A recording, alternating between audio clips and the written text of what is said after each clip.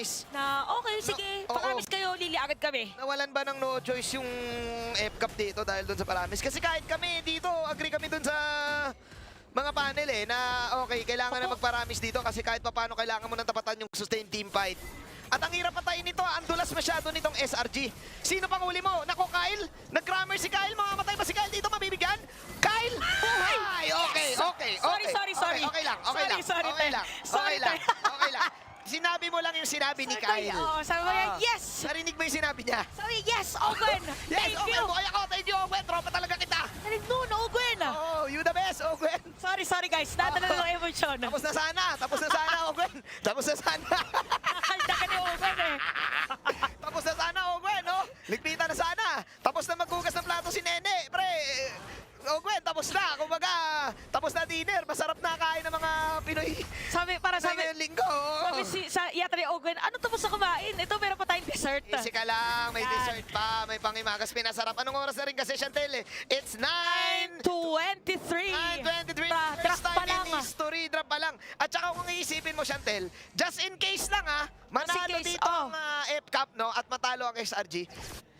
Parang panalo pa rin yung SRG kasi isipin mo, bagong team lang to First time, tapos nauna pa mag-match point. Oo. Tapos nababaliw lahat kung paano mag-draft.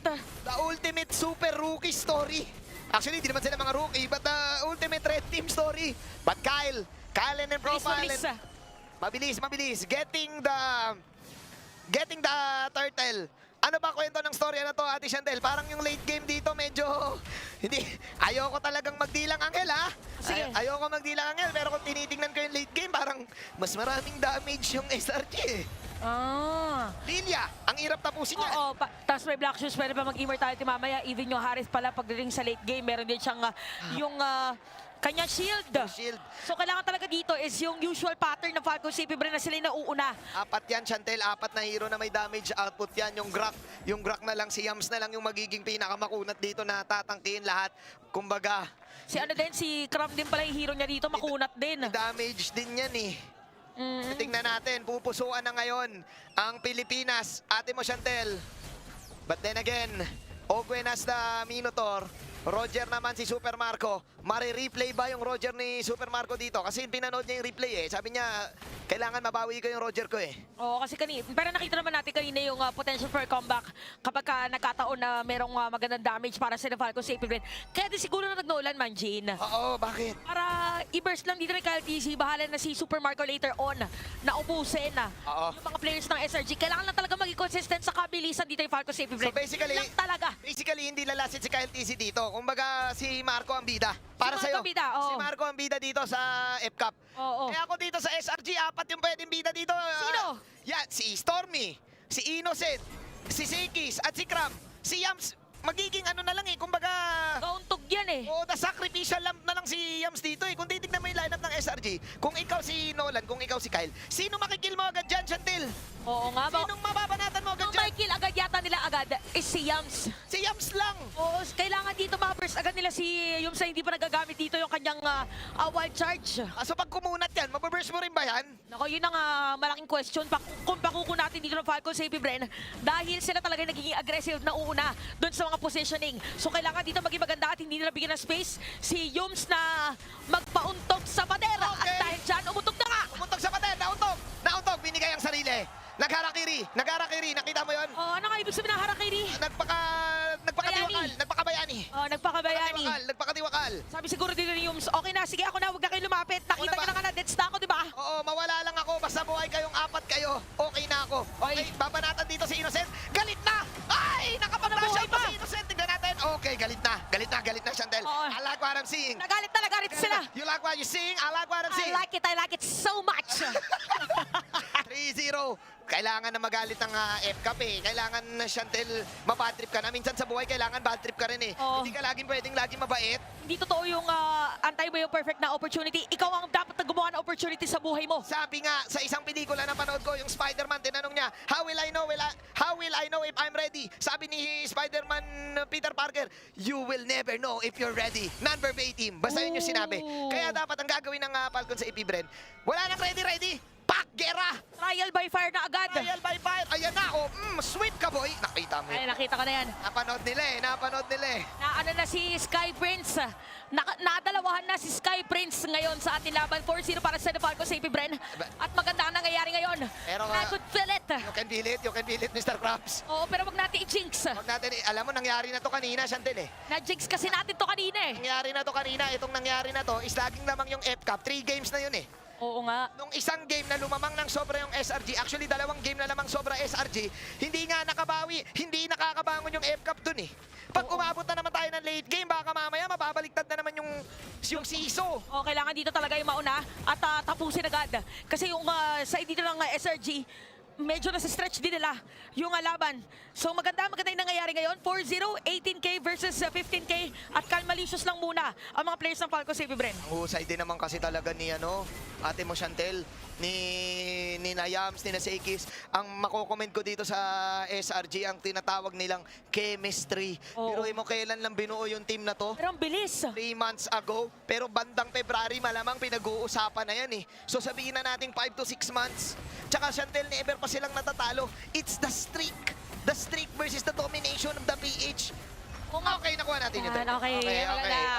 Okay. Good take. Mabalik tayo dun sa wala pang talong SRG. May count pa nga yan, kung hindi ako nagkakamali kay Coach Arcadia. Ayan na, si Kais.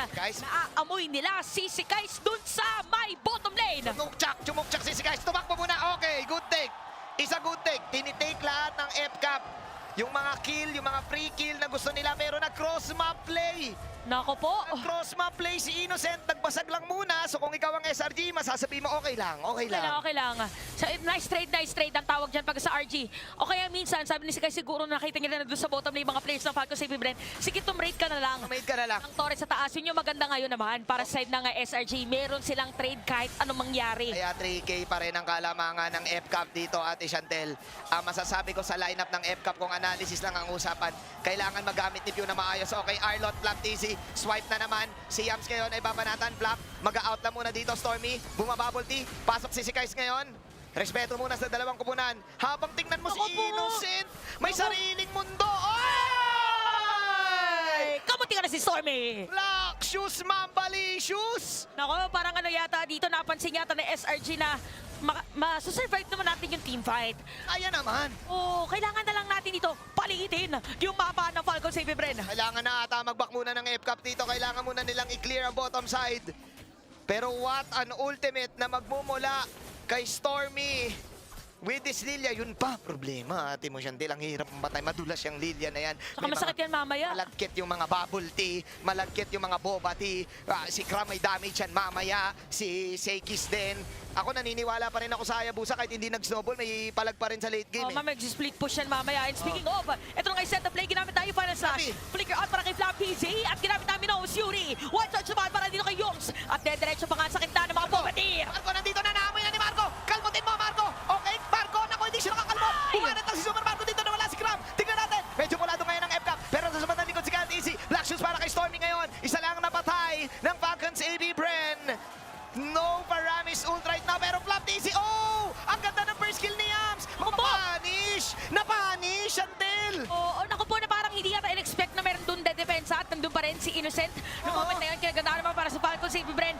They got the Lord. We got the Lord. We got the Lord. Isa good take. Kahit may onting man siya, isa good take. Oo, kailangan, okay na yun. We'll take it. We'll take it pala. Take it. Kahit may onting dumi. Minsan sa buhay, hindi ka laging pwede malinis. Kailangan mo rin ng dumi. Kailangan may isang dumi kahit 0.1%. Kaya nga 99.9% lang ang namamatay na germs eh. Tignan natin, si Pew, pinipersa yung ultimate. Hindi na nakapag-ultimate pero naubos siya din. Oo, pero nagamit na yung wild charge dito yung Yumsa. And kinagandaan naman para dito kay Pew is since Paramis kay hero niya mabilis lang. Mabubuhay. Alam mo, minsan yung mga... It's alive! It's alive. Yung mga Paramis, minsan ayaw nila gamitin yun eh. Yung passive na yun eh. Pwede gamitin sayang yun. eh. Oo, pwede gamitin. Pang-bait lang yun. Pwede gamitin. Okay, so meron tayong Lord Margin sa may top lane. Kailangan naman final slash ginamit ng Flap PZ. Ay, natuto na yung SRG. Alam nila kung paano mag-juggle doon sa may Torre talaga. At natuto na yung Falcons AP Bren. Yung isang laban kasi natin. Kanina, dalawang beses tinutore. Sa may middle lane eh. Natuto na sila dun sa lesson. The moral lesson. Nagets na nila. What is the lesson of the story? Huwag lumaban sa loob ng tore. Banat! Kalmutin mo! Ay! Roar! Narinig mo yun eh. Nag-roar eh. Narinig ko eh. Naging motor. Naging motor. Mainit na yung mainit na yung motor dito ni Super Marco. Sumigaw yung mga Pinoy sa arena. Kasi sabi nila, gusto namin sulitin yung ticket. I-game 7 nyo na, please. Oh, minsan lang kami sa Riyadh. Minsan lang kami sa Riyadh eh. Minsan 7 lang. games ka na, please. 7 games yun na, please. Lahat ng mga game sweep eh. Lugi kami dito sa ticket. Binili namin yun online. Kailangan, sabi nga natin, prime time Sunday. Prime time Sunday. Saktong-sakto. Walang pasok ang mga kids. Adi Chantel. Oh, pwede mapuyat. Pwede mapuyat ang mga kids. Oh, mahatak dito si Yums. Okay, babanatan si Yums dito. Swipe na naman. Gera is real para dito sa side ng FCAP. Ayan na, marami suod. Galit na. Si Super Marco. Okay, out para kay Marco dito. Hindi tumama. Cram, nakita namin yun. Pero tingnan natin. Super Marco, kaya niyo bang mag-live silang konti dito? Babanat. Super Marco, mag-wall bounce pa. Nandito si Stormy, yung mga boba kati. Yung mga boba ti. Yung mga boba kati ang dulas. Oh, ang kati ng boba. Ang kati ng boba. Ang kati ng boba. Ay, na-final slash pero ginamit na yung Purify. Oh, Super Marco na to, boss. Eto na, galit na siya. Napanood niya yung replay. Kasi natalo ko nung nung Roger ako eh. Oh, Hindi ko naubos kailangan yun ko bawiin. Kailangan ko bawiin. Pinanood ko yung replay. Hindi ako nanalo. 4-0 para kay Super Marco. Marco. Dragon Lance na siya, Ate Chantel. Masakit na yan. Makati na, Makati na. Makati na. Kung merong boba tea na Makati Merong Makati. na Super Super Marco. Marco. Okay. Ito na. Naku, si Sikais ha. Si Sikais parang nagpapakita ng mga shadow dito konti ah. Ay, kakailangan natin muna malaman. Kumalma. Kumalma. Oh! Monica! Super Marco with the Berserker Barrage of his life! Berserker Barrage! Ang pamanatan ba dito? Tuloy-tuloy! Ang sakuna na ginagawa ng FCAP para sa SRG. But SRG will still manage to defend. Igugo pa rin nila dito si Ogwen. Ogwen nagdabog! Nagdabog! Makunat ang baka! At babanat ngayon si Cram. Mukhang mabibitin na. Mawawala na ngayon ang tatlo sa side ng SRG. Marami suot at mukhang endable ang call. And we got our wish. Si guys na lang ang buhay. Ayan na! It's a game 7!